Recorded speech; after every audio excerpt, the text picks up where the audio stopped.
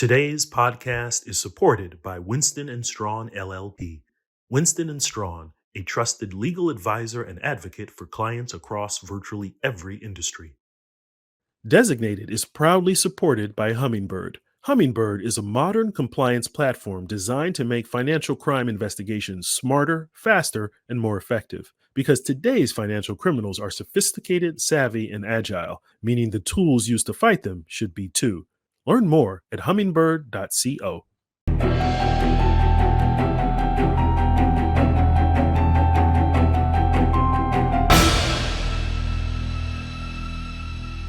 Ever had your trust shaken by a financial institution?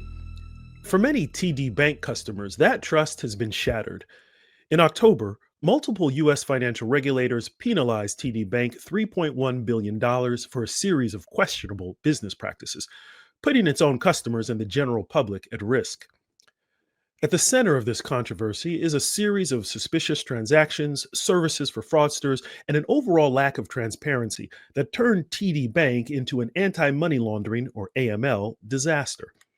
The charges indicate some employees at TD Bank knowingly facilitated these practices, turning a blind eye in pursuit of profits, and higher up executives who were supposed to be overseeing the bank's AML program, well, they didn't oversee well enough.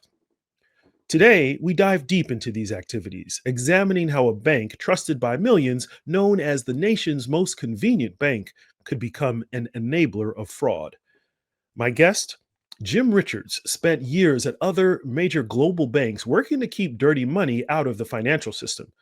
Jim shed light on the practices in question in the TD Bank case, the impact on individuals and the financial sector, and the ongoing quest for accountability. I'm Yaya Jata Fanusi, and it's time to get designated with anti-money laundering expert Jim Richards. Jim, I've got one question for you. Why do you care so much about anti-money laundering? You're very passionate about it.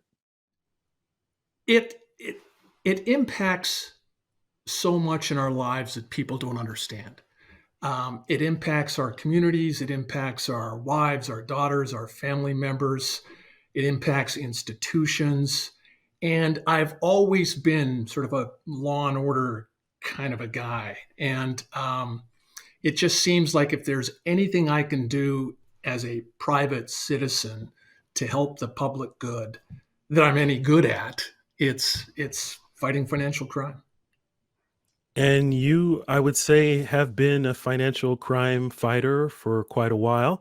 You have an illustrious career. You've been consulting for a while now with your own firm. But can you tell us a little bit about what you were doing before you started your private consulting? Sure. And it sort of goes back to fighting financial crime.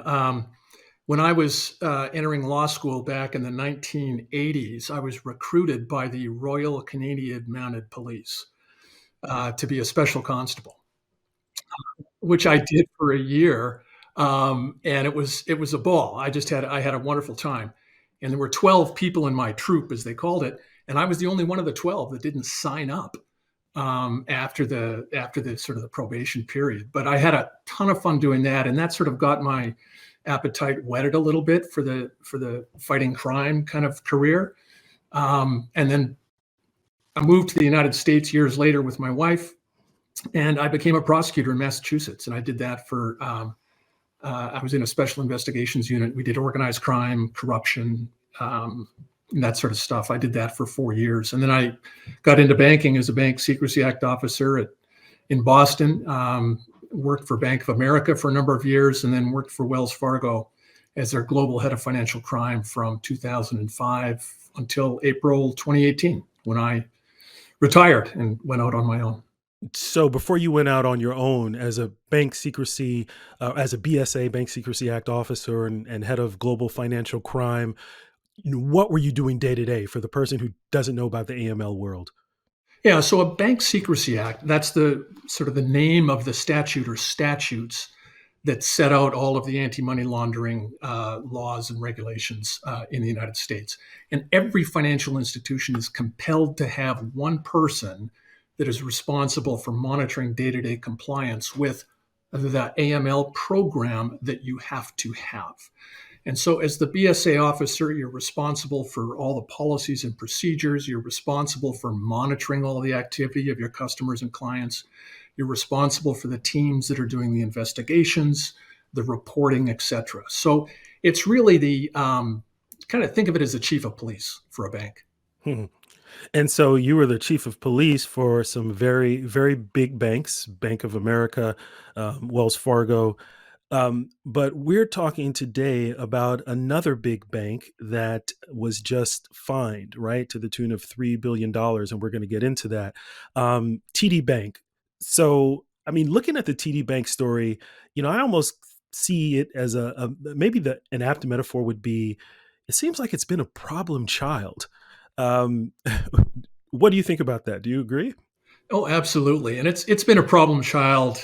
It had some issues back in 2013, and then it had the issues that were announced on October 10th of 2024. But I think you need to put it in perspective, a little bit.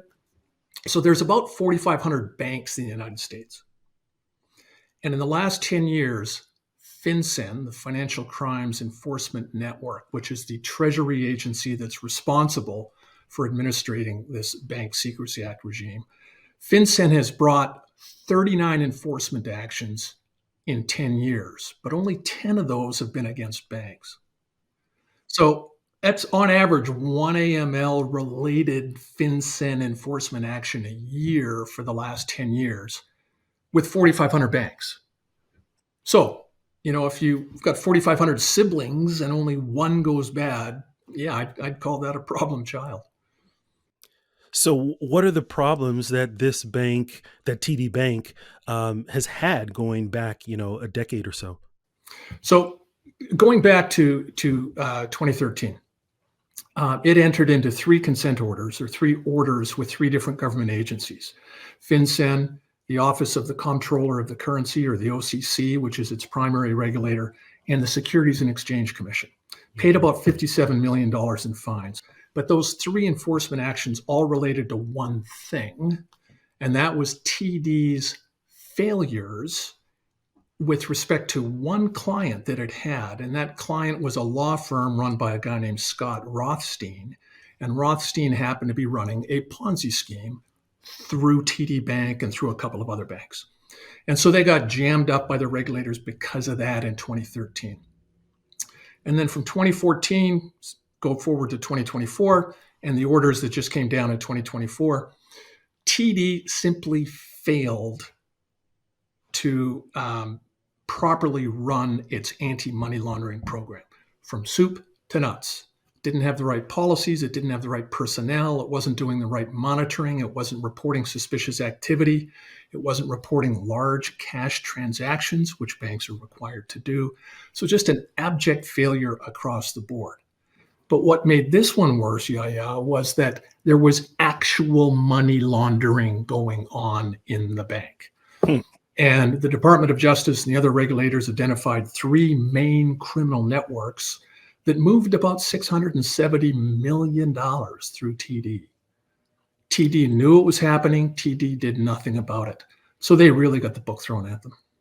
So, you said money laundering happening in the bank. They knew it was happening. Who knew? Well, the frontline employees knew it was going on. The compliance people, the anti-money laundering people, knew it was going on. And it just wasn't properly reported up. It wasn't properly, senior management wasn't properly engaged. It was an underfunded program as well. And so, although TD grew it actually doubled in size from 2013 to 2024. Although it doubled in size, it didn't raise the sort of expenditures it had on its anti-money laundering program. So it's transaction monitoring, looking at the activity of the customers. Those systems were stagnant and weren't actually working appropriately. They knew they were stagnant. They knew they weren't working. They didn't fix them. And so there's all sorts of issues that TD ran afoul of. So, then what type of money laundering was happening? Well, there were three groups. And there was a group that was laundering money for Chinese fentanyl rings. There was people that were moving money that was down in Colombia. So the accounts were opened up in the U.S., and then cash transactions were being done in Colombia through ATMs in Colombia. And there was just a number of different things like that that TD should have identified, failed to identify, and certainly didn't properly report, either through suspicious activity reports or through currency transaction reports. So if there were frontline employees that you said knew about this, who were supposed to be, I guess, minding the store, why didn't they report? Some of them did, apparently, and then nothing was done with those internal referrals over to the sort of the anti-money laundering or compliance people. Um, in fact, five TD employees, frontline employees in the branches, have been criminally charged with accepting bribes from one of these criminal groups. They accepted, believe it or not, it was only 50 something $1,000 worth of gift cards to look the other way when these guys were depositing hundreds of thousands of dollars in cash, literally at the teller window, just sort of dumping bundles and bricks of cash at the teller window that wasn't being reported. These guys knew it was wrong. They escalated it up to the anti-money laundering group. The anti-money laundering group didn't deal with it properly. And again, it just perpetuated for years and years to the tune of $670 million that's been identified so far. Wow. Well, I've heard TD Bank use the slogan that it was the most convenient bank. What's behind that? What do they mean by that? Or how they get that that name? Well, and this is absolutely fascinating, at least to an AML geek like me. So TD's marketing tagline is America's most convenient bank. And I think it's an interesting and now ironic background to that phrase or to that marketing line, because in 2013, again, I mentioned TD had settled those three enforcement actions from the OCC, FinCEN, and the SEC, paid over 50 million in fines. And that was related to that Scott Rothstein Ponzi scheme. Now, that Ponzi scheme ran from 2006 to 2009. TD got jammed up in those enforcement actions for what it did in 2008 to 2009. What happened was TD actually bought Commerce Bank Hmm. back in 2007, and then it closed in 2008. Scott Rothstein was actually a Commerce Bank customer. Mhm. And they inherited the Scott Rothstein Ponzi when they purchased Commerce Bank. It was Commerce Bank that had the tagline, America's most convenient bank. TD Mhm. liked it so much, they kept it, and they're still using it. I mean, it sounds like they were so convenient. They were convenient for everyone, convenient for criminals, coming in. And this was in the U.S., so there were drug deals that were happening, cash that was coming, connected to criminals elsewhere. But you're saying they would walk right into a branch and basically almost like drop a bag of cash and deposit it with no questions asked, almost. Yeah, no, absolutely. The Attorney General in his press conference on October 10th even mentioned this tagline, America's most convenient bank, and it was the most convenient bank for criminals. I think he said something like that. These guys were bringing in, whether it was duffel bags or briefcases of cash, and there's video stills from the bank cameras that actually show these guys with stacks of cash sitting at the teller window. Stunning, actually. So this is, this case has been in the headlines because of the huge fine, $3 billion. Can you break down for us, why so much? Where's what? How was that amount determined? Yeah, it's interesting. So, and it's complicated. And I apologize for this, but the headline is $3.1 billion, and FinCEN in its press release touted $1.3 billion fine, the biggest fine it has ever imposed. The details are a little more complicated.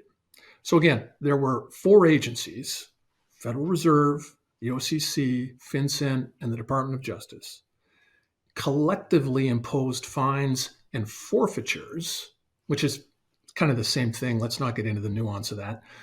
That totaled more than $3.7 billion dollars. But as they usually do, when multiple agencies get together and go after one institution, they'll actually credit back and forth, some that's paid to a few of the others, etc. And they got the total down to just under 3.1 billion.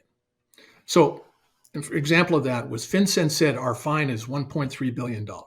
That was the headline. But then, when you keep reading, FinCEN credited TD's payment of $450 million to the OCC. And for some reason I haven't been able to track down, they credited $93 million of what TD paid to the DOJ. So that net amount was about $757 million. And so that amount is huge for the everyday person. You know, $3 billion, right? Most of us don't have that in our pocketbooks. Um, but how is that relative to one, other actions that have happened, but two, their overall funding, their overall revenue? Sure. Let me start with the second one if I can. So the period of activity of sort of the criminal activity was 2014 to 2024. Okay. So I went back through 10 years of TD's financial statements. And in that period, TD's revenues were just over $360 billion dollars, and its total net income for that 10-year period was about $105 billion dollars. That's what they took home. Yeah, that's what they took home. So just over 100 million in profit. So the Oh, 3.1 billion is about 3% of its profit for that same period of time. right. You said 100, over 100 billion in profit. Yeah. So yeah, a 3% penalty. That sounds like a drop in the bucket. Yeah, it's a big bucket, and it's a big drop. I mean, it's still a lot of money. But again, and this may sound a bit odd, it's just money, right? And I've said before that a fine is an expense to be paid. It's not particularly a problem that needs to be managed, right? So in this case, the agencies have imposed a bunch of go forward obligations on TD Bank. And it's those go forward obligations and some of the restrictions they've placed on TD that will prove to be more problematic than just the $3.1 billion in fines and forfeitures. So the fine itself is I don't know if you're saying it's the least of their worries, but it's there are other things that they'll be concerned about, like what? Well, when TD held a press conference on October 10th, to sort of explain what happened and what they're going to do and what they've already done to do the remediation, et cetera. They actually included a 19-page PowerPoint, for that investor call or that press conference that they had. And so and that deck shows a bunch of different things.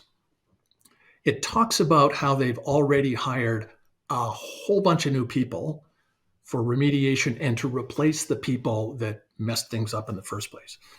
And when you sort of look at the numbers there, that's probably about $100 million in new salaries for TD. What would that stop them from doing? Growing other branches, acquiring, acquiring more assets. Yeah, absolutely. It's going to hit, the loans they can give out. They can't buy any other banks. They're really stuck where they are. And this has happened before. At Wells Fargo back in 2018, you might recall that in the 2015, 2016 timeframe, Wells Fargo got hit with a ton of bad publicity around their sales practices. They were opening up accounts for people that people didn't know about. In February of 2018, they got hit with a $3 billion fine. There's that $3 billion number again. but they also got hit with an asset cap by the Federal Reserve. It's 2024, and that asset cap is still in place. Hmm. So where JP Morgan and Bank of America have grown ballpark 60% since 2018, Wells Fargo is the same size it was. So TD's been hit with that same asset cap. But what is unique about this one? It may be unique. I've never heard of another one like it. The OCC said, oh, by the way, TD, if you don't complete the remediation within the time frame that you are going to set out, we could compel you to reduce your assets by as much as 7% a year for every year Hmm. you fail to complete the remediation. So that's unique, and that's really it hits hard. So, no, go ahead.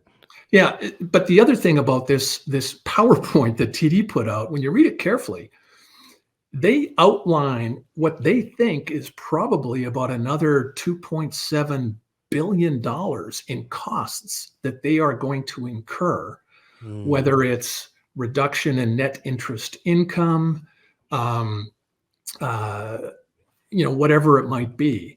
And then they're also going to have to hire a whole bunch of lawyers and consultants and all sorts of other stuff. So I did the math and I came up with about $3.1 billion on top of the $3.1 billion. So it's about 6.2 billion.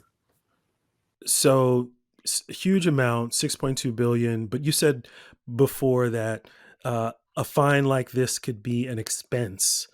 So if there are other things that they have to worry about, um, who really pays for all of this? Who's left holding the bag, basically? Yeah, and that's really interesting because the headline is obviously TD Bank has to pay a $3.1 billion fine. Technically, it's the shareholders that end up paying it. Why?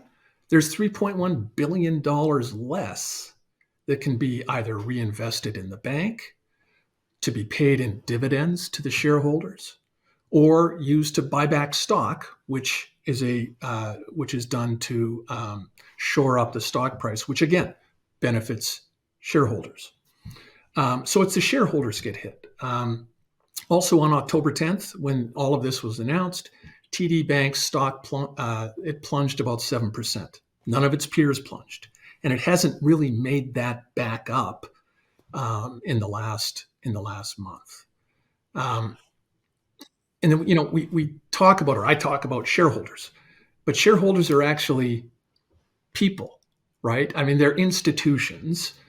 Oddly enough, 5 of the 7 biggest shareholders of TD Bank stock are the other 5 big Canadian banks. Mm. Now, they don't own much of that stock for their own account. They own it for their clients. And who are their clients? Their clients are pension funds. Their clients are retirement programs.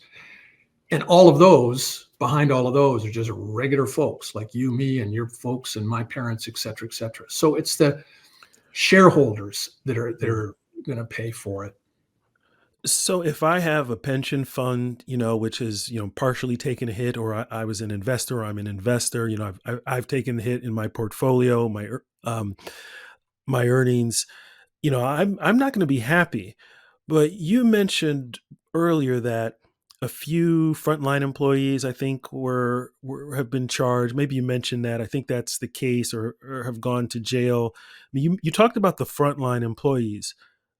Anyone else go to jail a little bit higher up than the teller? um, well, these are sort of bankers or tellers or whatever they were, frontline folks in the branches. And I believe it's 5. It was certainly 5 that accepted bribes, and I think at least 2 of those 5 have been charged. There was a sales rep I think he was down in Florida, Mhm. who aided one of the 3 criminal networks I talked about. He's been indicted. But I think 2 or either 3 of the 5 actions that TD signed on to on October 10th compel the TDs monitor So they have to select a monitor to sort of oversee all this remediation. And one of the tasks that the government has given this monitor is to do a review of employees and to provide both the regulators and the DOJ with the people the monitor finds responsible for the misconduct. Then it'll be up to the regulators to possibly fine people and perhaps ban them from the industry, and then up to the DOJ whether to charge anybody. So back to the Wells Fargo case, which was a sales, opening up unauthorized accounts. About 1 million customers were impacted. Nobody went to jail on that. The person who ran that division, she was criminally charged, but didn't go to jail. But the OCC brought administrative proceedings against 10 senior people at Wells Fargo. And some of those folks, I think the CEO paid a $17.5 million fine. The woman who ran the division paid $17 million fine. So the agencies, the OCC in particular, can fine people, and the DOJ could criminally charge folks, but I wouldn't hold my breath that they do that. Winston and Strawn is an international law firm that for more than 170 years has served as a trusted advisor and advocate for clients across virtually every industry. Winston and Strawn's law practice, made up of more than 950 attorneys across 15 global offices, is built on the talent, creativity, and determination of its lawyers and an unwavering commitment to its clients.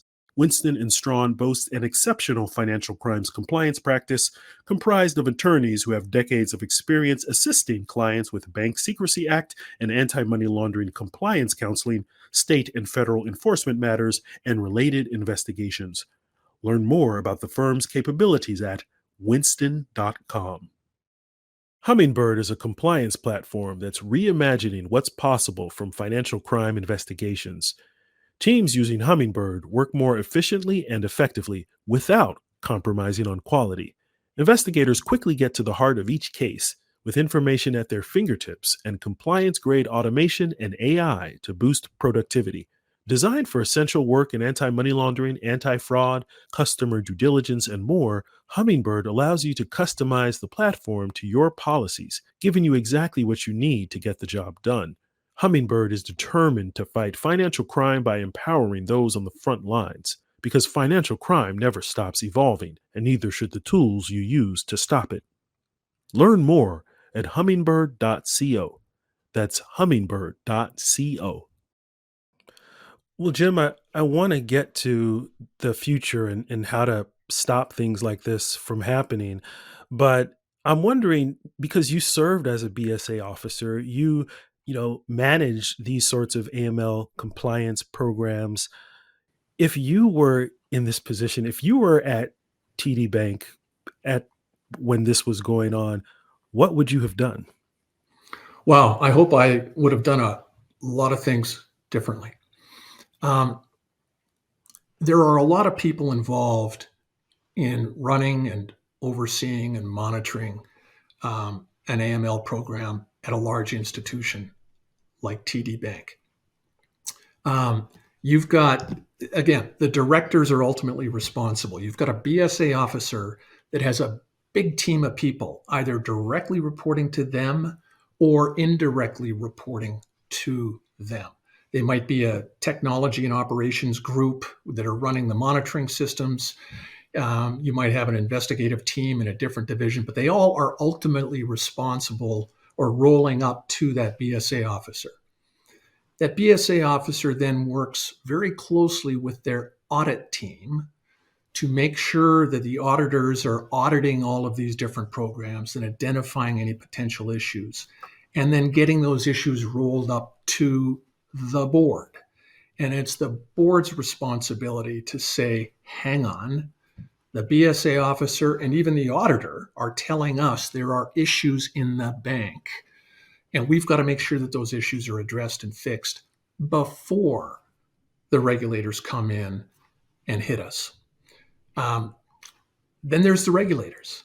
And this is sort of one of the, it's one of the unresolved issues, I think, about the TD Bank case is what were all of these regulators doing from 2014 to 2024. We do know from a class action lawsuit that's been filed recently, it was filed in February of this year, um, and that suggests that the OCC finished its exam of TD Bank in 2022, told TD Bank in October of 2022 that its program was a complete failure. They referred it to the Department of Justice, they being the OCC. So it was late 2022 when it was certainly known to the regulators and to the OCC and the Department of Justice that all of this was going to come to a head. And it did come to a head on October 10 of 2024.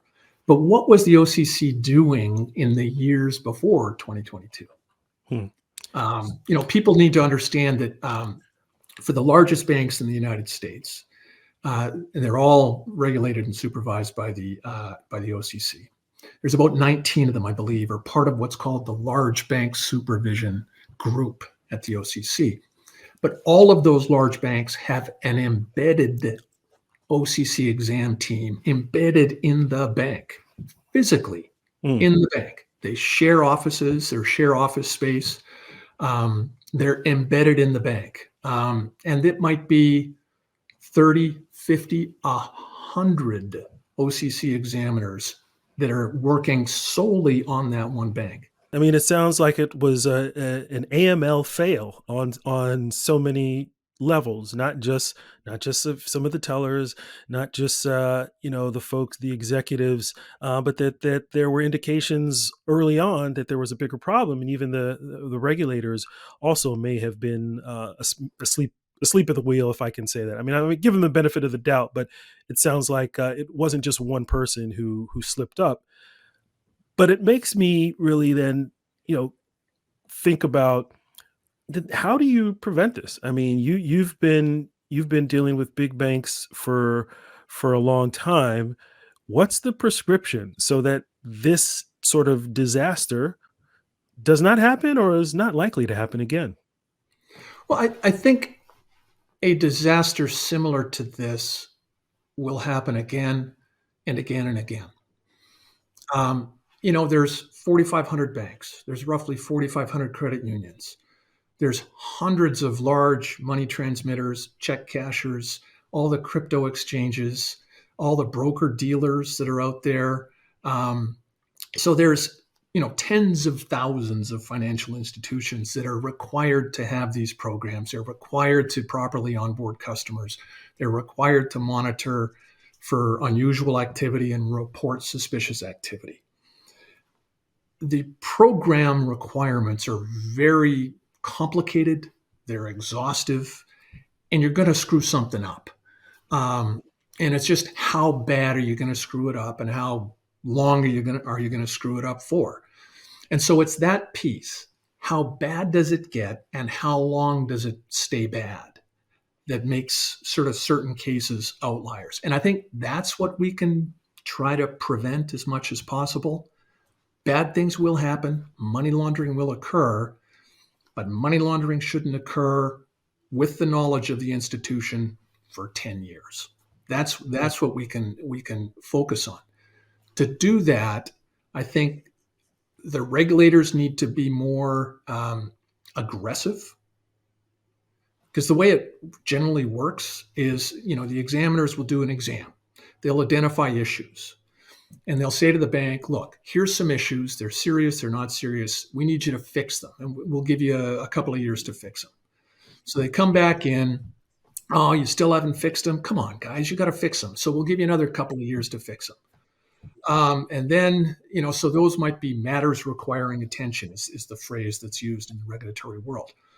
And then it's escalated to the board, and the board gets involved. And then if they still don't fix them, that's when these public orders come into play.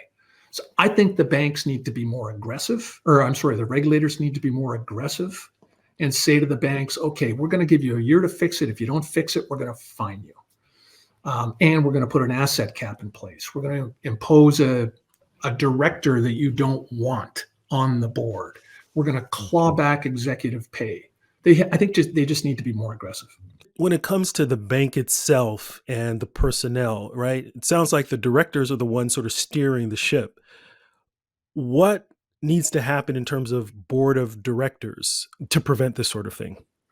Well, and this is it's a fascinating issue because the directors are not they're not managing the bank day to day, but they are ultimately responsible to the shareholders. They're voted on by the shareholders elect the directors, and the directors are responsible for overseeing the bank and to ensure that the bank does what it's supposed to. And they obviously failed in that duty. I can't recall a situation where a large US bank or a large foreign bank operating in the US that has had a consent order or an enforcement action against it for AML related reasons, where the directors ever sanctioned themselves. Um, to me, and I hate to say it, I'm not a bank director, but nothing will change unless the people that are responsible for the misconduct, which are the senior management of the bank and the directors, are held accountable. I've got three boys. They're all in their 20s and 30s now. But when they were teenagers and driving, if they ever got a speeding ticket, and a couple of them did, they paid that speeding ticket. Hmm. I didn't pay it. And it really hurt them because they did the misconduct, they paid the fine.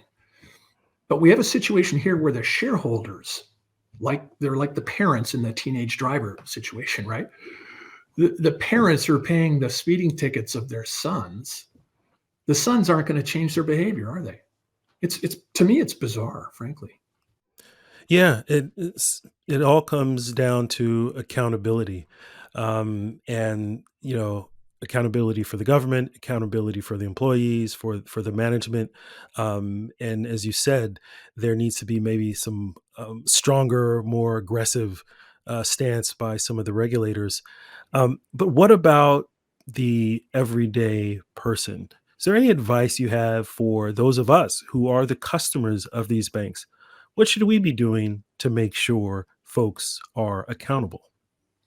Um, oddly enough, when you look at the banks that have been sanctioned for AML failures, their customers generally did not leave them.